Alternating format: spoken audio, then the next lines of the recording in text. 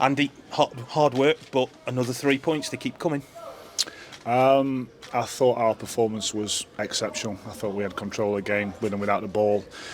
Very difficult to break a team down when they put everyone behind the ball, and they changed formation I think 4 times to try and stop us, but we dominated the whole game, and we kept probing and kept working the ball and kept trying to move them and look for spaces to play through the lines, and then the guys who came from the side of the pitch to impact the game, it's exactly their job. That's what they're asked to do. A lot of frustration around from some of them that they're not in the team, but I accept that. But we've got a really competitive group who deliver every single day, and our performance is currently a reflection of that. Like you said, there was some disappointed names out there. Ben Garrity was left on the bench today, but came on and had a good impact and added a bit more aggression to the team, I thought. Yeah, so he was.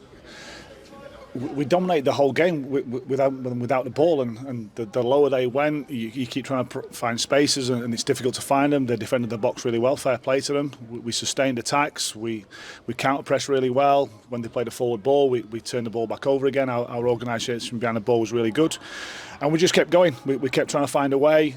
We're a fit group, and yeah, we went right to the end, and we got our rewards.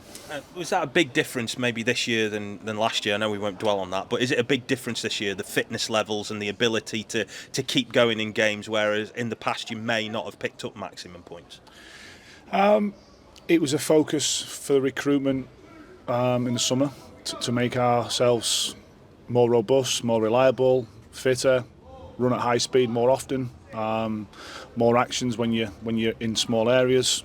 That's credit to the group. It's credit to Daryl Taylor and to Aaron and the medical group and the coaches that when we train at full pelt, we train at 100%, and that's when you see out there on a Saturday. There's not many people see us train Monday to Friday, but that's just a backup of Monday to Friday. Did you feel you had to be patient though, because like you say that they got deeper and deeper? You had to try and find different ways to get round them, and in the end it was somebody just having a go, really, wasn't it, to really break the deadlock? Sometimes you need that.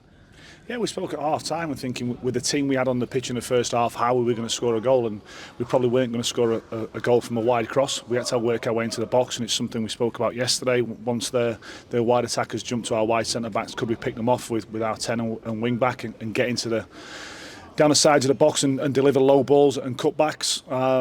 We probably didn't get enough numbers in the box in the first half. We didn't commit to go in the box, so it's something we've shown at half time. But we've got people who can come and change the game from the side who want to play. I get that. It's my decision. I won't always get it right. But they come on and they do the job, and you see the reaction at the end. Everyone's delighted for everyone.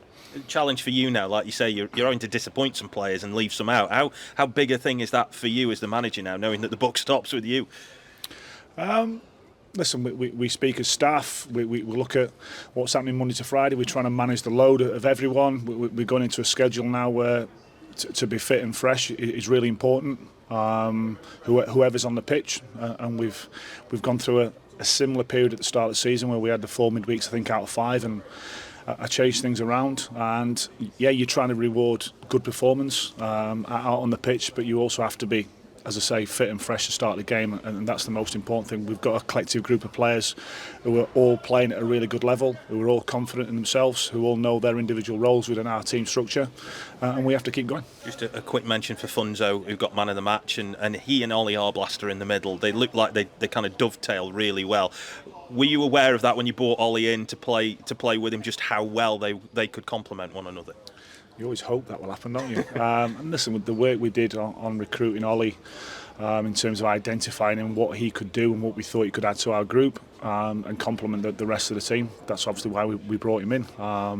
He'd had a little bit of first team exposure at Sheffield United, and the players who I spoke to there, who I know I've worked with before, they were glowing of him, both as a person and as a player, and they said he just needs a platform to go and play now. So we've given him that. But listen, he has to go out there and play. He has to go and take the game by the scruff of the neck.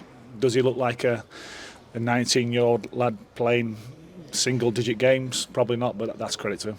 Just to mention on a few players who weren't in, I know Dan Jones is back training with you again. Yeah. No Mitch Clark today. Josh Thomas, I think, got back late from international duty, didn't he? So that those three are just not involved today.